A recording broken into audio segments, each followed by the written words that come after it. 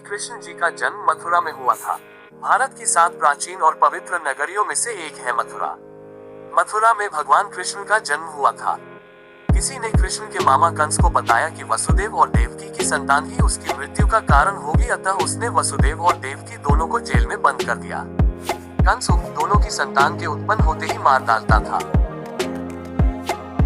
भविष्यवाणी के अनुसार विष्णु को देवकी के गर्भ से कृष्ण के रूप में जन्म लेना था, तो उन्होंने अपने 8वें अवतार के रूप में 8वें मनु वैवस्वत के मनवंतर के 28वें द्वापर में भाद्रपद के कृष्ण पक्ष की रात्रि के 7 मुहूर्त निकल गए और 8वां उपस्थित हुआ। तभी आधी रात के समय सबसे शुभ लग्न उपस्थित हुआ। उस लग्न पर केवल शुभ ग्रहों की दृष्टि थी।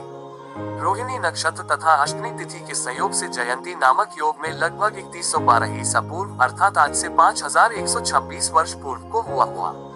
ज्योतिषियों के अनुसार रात 12 बजे उस वक्त शून्य काल था। जब कृष्ण का जन्म हुआ तो जेल के सभी संतरी माया द्वारा गहरी नींद में सो गए। जेल के दरवाजे स्वतः ही खुल गए। उस वक्त भारी बारिश हो रही थी। यमुना में उफान था। उस बारिश में ही वसुदेव ने नन्हे कृष्ण को एक टोकरी में रखा और उस टोकरी को लेकर वे जेल से बाहर निकल आए। कुछ दूरी पर ही यमुना नदी थी। उन्हें उस पार जाना था, लेकिन कैसे? तभी चमत्कार हुआ। यमुना के जल ने भगवान के चरण छुए और फिर उसका जल 2 हिस्सों में बंट गया और इस पार से उस पार रास्ता बन गया। कहते हैं कि वसुदेव कृष्ण को यमुना के उस पार गोकुल में अपने मित्र नंदगोप के यहाँ ले गए। वहाँ पर नंद की पत्नी यशोदा को भी एक कन्या उत्पन्न हुई थी।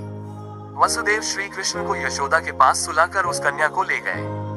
गोकुल माँ यशोदा का मायका था और नंदगांव में उनका ससुराल। श्री कृष्ण का लालन पालन यशोदा व नंद ने किया। गोकुल यमुना के तट पर बसा एक गांव है, जहां सभी नंदों की गायों का निवास स्थान था। नंद मथुरा के आसपास गोकुल और नंदगांव में रहने वाले आभीर गोपों के मुखिया थे। यहीं पर वसुदेव की दूसरी पत्नी रोहिणी ने बलराम को जन्म दिया था। बलराम देवकी के 7वें गर्भ में थे, जिन्हें योगमाया ने आकर्षित करके रोहिणी के गर्भ में डाल दिया था। यह स्थान गोप लोगों का था। मथुरा से गोकुल की